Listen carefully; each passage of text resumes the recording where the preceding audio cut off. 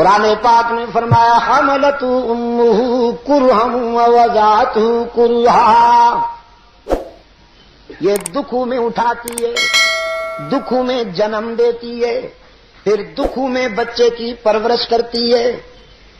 یہ نہیں سوتا تو وہ بھی نہیں سوتی، یہ روتا ہے تو وہ بھی روتی ہے، یہ ہنستا ہے تو وہ بھی ہنستی ہے۔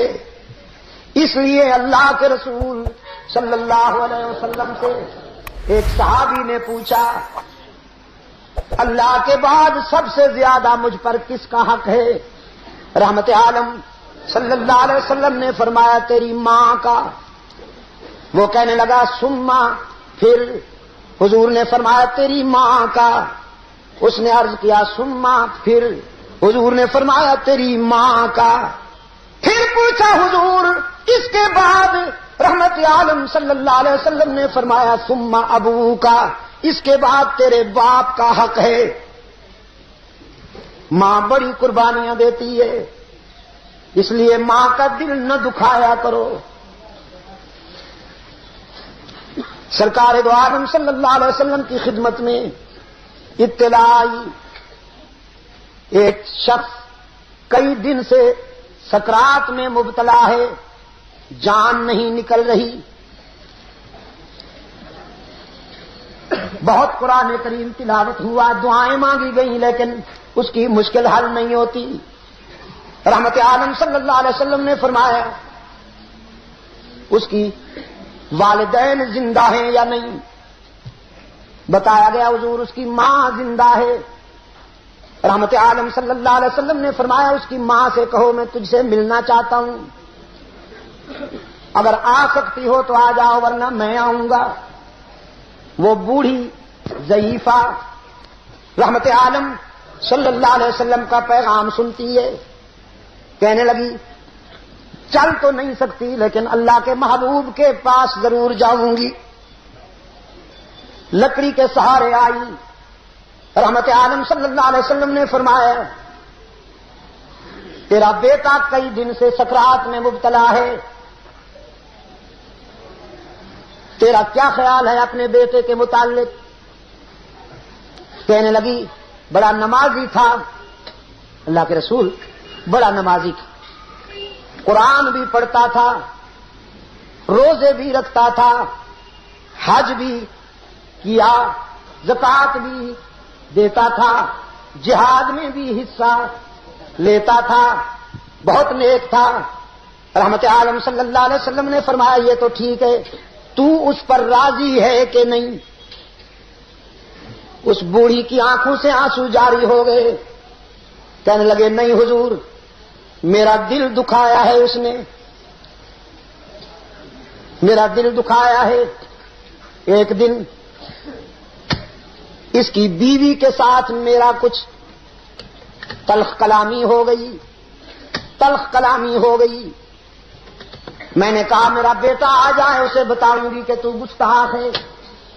میرا بیٹا آیا، میرے بتانے سے پہلے اس کی بیوی نے کچھ کہہ دیا۔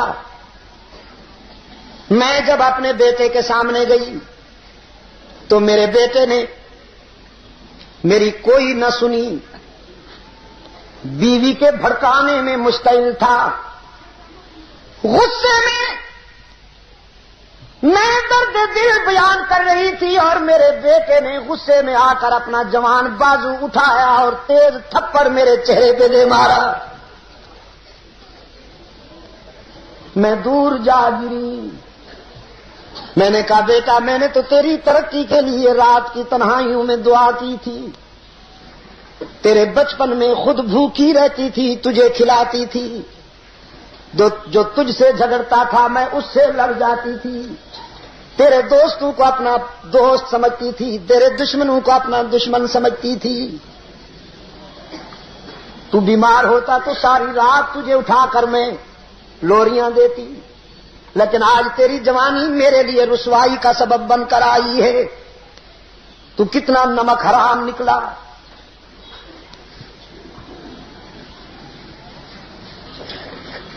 سرکار دو عالم صلی اللہ علیہ وسلم کی آنکھوں میں آنسو آ گئے۔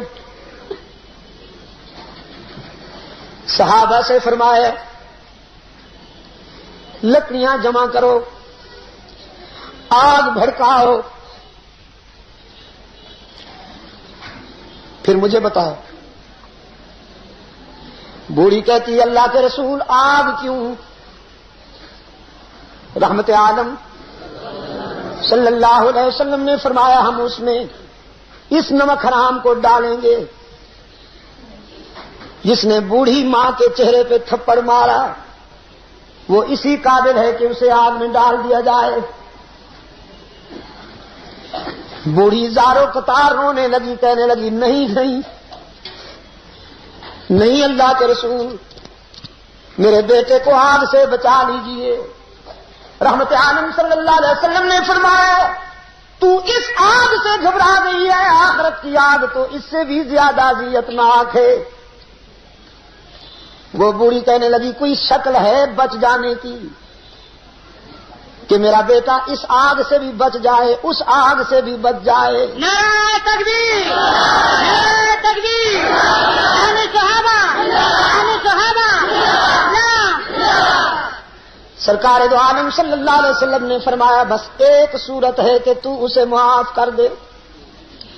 چیخ کر وہ بوڑھی کہنے لگی اللہ کے رسول آپ بھی گواہ بن جائیے، میرا رب بھی گواہ ہو جائے، میں نے اپنے بیٹے کو دنیا میں بھی معاف کر دیا، آخرت میں بھی معاف کر دیا۔ یہاں اس نے معافی کا اعلان کیا، وہاں اس کی مشکل حل ہو گئی، کلمہ شہادت پڑھتے ہوئے دنیا سے روانہ ہو گیا۔ کل کے روشن ضمیروں، میرے عزیز نوجوانوں، چاہے کچھ ہو جائے کبھی ماں کا دل نہ دکھایا کرو۔ کامیابی کی چابی دے رہا ہوں آپ کو، چابی، چابی کو کیا کہتے ہیں پشتو میں؟ کلید، کنجی، کلید تو فارسی اس میں، ہاں فارسی میں کہتے ہیں۔ اس کا مطلب ہے آپ نے کچھ فارسی سے چرا رکھا ہے، کچھ عربی سے چرا رکھا ہے، پتہ چل رہا ہے آہستہ آہستہ، مجھے پتہ چل رہا ہے۔ تو چابی آپ کو کنجی دے رہا ہوں کامیابی کی، والدہ کو کبھی نہ رنجیدہ کرنا، اس کا دل نہ دکھانا، والد مظلوم کا دل بھی نہ دکھانا، کہیں یہ نہ سمجھو کبھی شاہ صاحب نے تو بس والدہ ہی کی بات کی ہے، ابا جان سے تو نمٹیں گے انشاءاللہ، ماں کو خوش رکھیں گے، نہیں، وہ بھی محسن ہے، اس کی آہ بھی تباہ کر دیتی۔